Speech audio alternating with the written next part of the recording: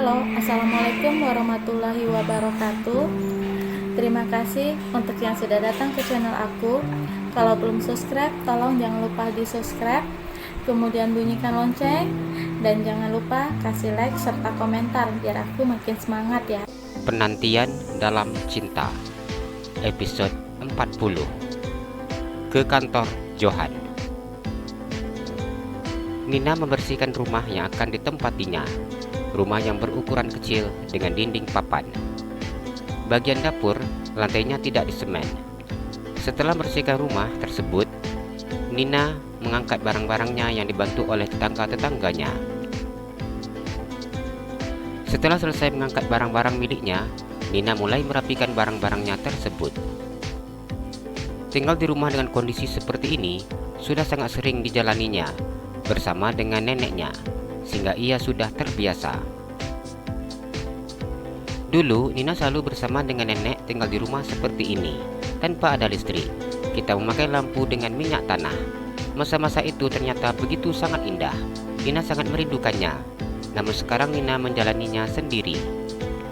Doakan Nina agar bisa kuat menjalani ini semua ya, Nek. Nina berkata ketika memandang rumah yang saat ini ditempatinya. Rumah yang seperti dulu ditempatinya bersama dengan neneknya. Setelah menikah dengan Johan, Nina merasakan kehidupannya sangat baik. Rumah yang ditempatinya sangat layak. Bahkan, menurutnya sangat bagus. Rumah berdinding batu, kamar mandi di dalam rumah, memiliki 2 kamar tidur dengan ukuran yang cukup besar. Namun, semuanya hanya sebentar, dan kini kembali seperti dulu lagi. Nina tidak mungkin di rumah terus seperti ini.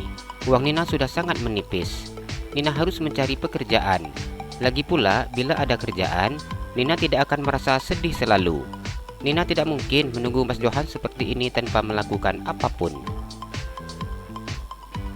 Nina berbicara sendiri memikirkan apa yang harus dilakukannya. Saat suaminya akan pergi, tidak banyak uang yang ditinggalkan oleh suaminya. Mengingat kondisi mereka yang baru mengalami peristiwa yang tidak baik, sehingga suaminya tidak bisa mencari uang secara optimal. Nina beristirahat sebentar untuk menenangkan pikirannya. Ayo nak, kita jalan-jalan, temani ibu cari kerjaan. Menunggu ayah pulang, ibu harus punya kerjaan untuk dapat uang. Nina berkata dengan mengusap perutnya. Nina memakai celananya yang sudah terasa sempit. Dia juga memakai baju kaos suaminya yang berukuran besar. Mas selalu ajak Nina beli baju, tapi Nina selalu enggak mau, karena waktu itu masih sangat sedih. Tapi sekarang Nina mau bila diajak beli baju. Soalnya celana dan rok Nina sudah kecil semua, Mas. Nina mengusap perutnya. Nina keluar dari dalam rumahnya. Ia berjalan kaki dari rumahnya menuju ke tempat yang sekiranya mau menerima dirinya bekerja. Di jam 3 sore ini masih terasa begitu sangat panas. Nina berjalan dengan memegang perutnya.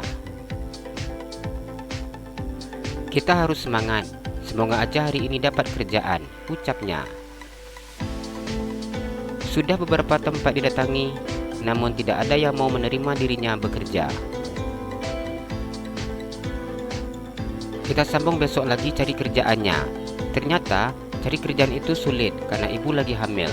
Mereka takut ibu enggak kuat kerja. Seandainya ayah sudah pulang, ibu nggak harus capek-capek cari kerja. Tapi sampai sekarang ayah masih enggak pulang-pulang, ucapnya di dalam hati. Nina tidak ingin terus mencari pekerjaan di saat kondisinya sudah lelah. Ia khawatir dengan bayi yang dikandungnya. Nina duduk di tepi jalan. Ia merasa kakinya yang sudah begitu pegal. Nina menelan salivanya ketika tenggorokannya terasa begitu sangat kering.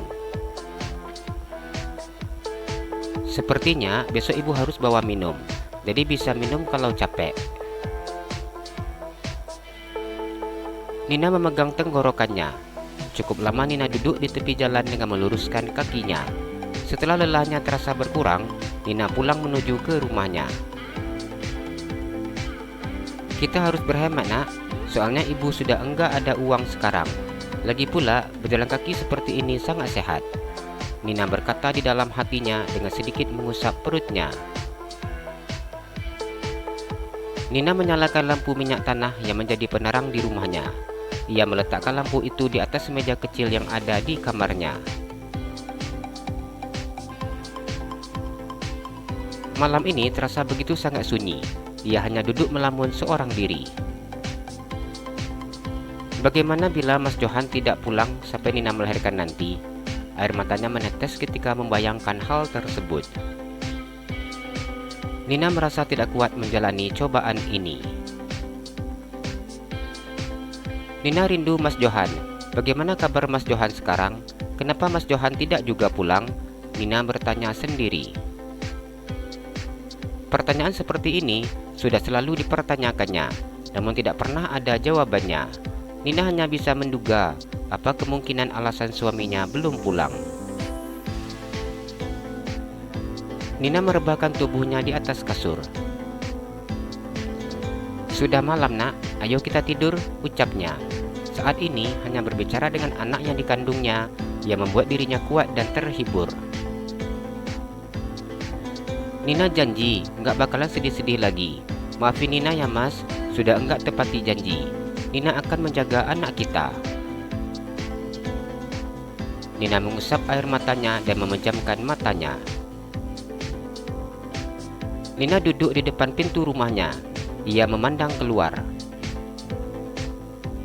"Hari ini kita enggak jadi cari kerjaan. Hujannya enggak berhenti-berhenti dari pagi sampai sekarang. Sejak tadi, Nina menunggu hujan reda. Ia ingin membeli goreng pisang. Hujannya belum berhenti, padahal ibu pengen sekali makan goreng pisang yang panas. Nina mengusap perutnya. Hujannya sudah reda sepertinya. "Ayo Nak, kita beli goreng pisang." Nina mengusap perutnya. Ia begitu sangat menginginkan makan goreng pisang. Nina berjalan di saat hujan masih rintik-rintik. Keinginannya untuk makan goreng pisang yang panas membuat Nina tidak menghiraukan rintik hujan tersebut. Nina berjalan dengan penuh semangat menuju ke warung goreng pisang.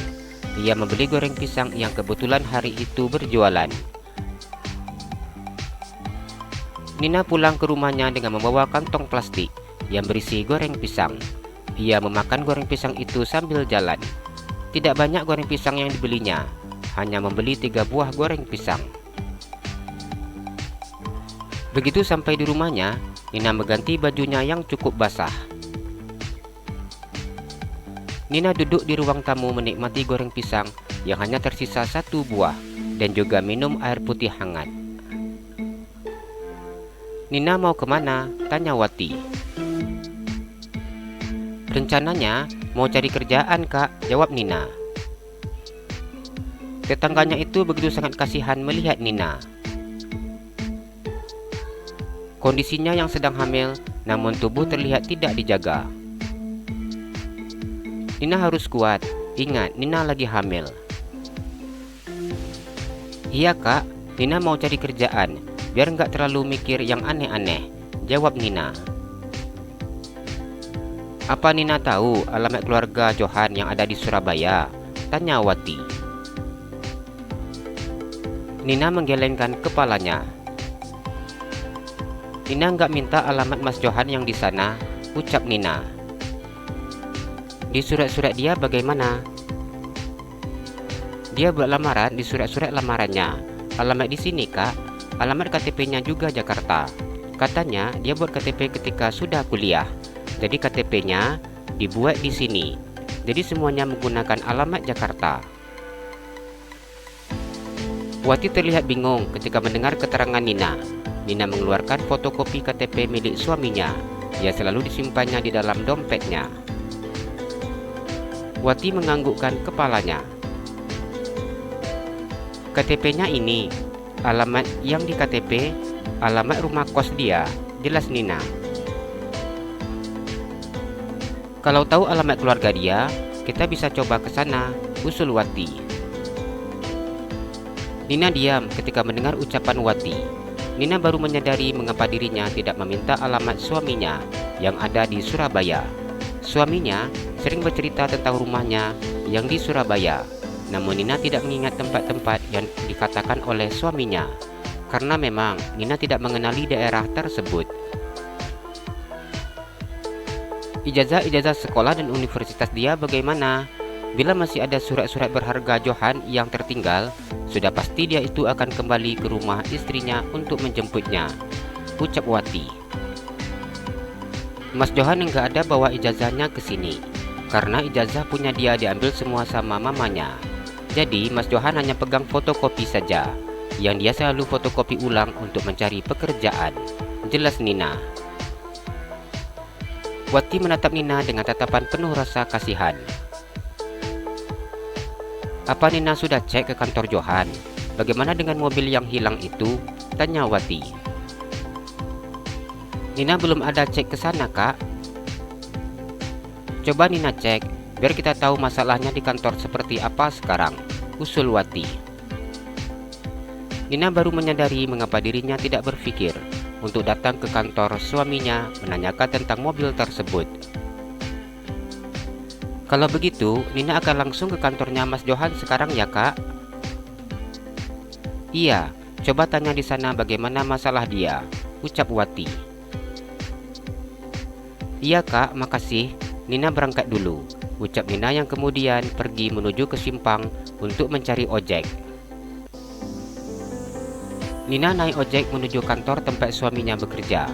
Nina begitu takut ketika dirinya sudah sampai di depan kantor taksi tersebut. Bagaimana bila taksinya belum dibayar oleh Mas Johan? Bagaimana bila Mas Johan sekarang ditahan? Ia merasa sangat takut, membayangkan semua kemungkinan tentang suaminya. Bagaimana bila ternyata suaminya tidak jujur dengan dirinya, padahal ia ditahan, namun mengatakan pulang ke Surabaya? Berbagai macam pikiran sudah memenuhi pikirannya ketika masuk ke dalam kantor tersebut.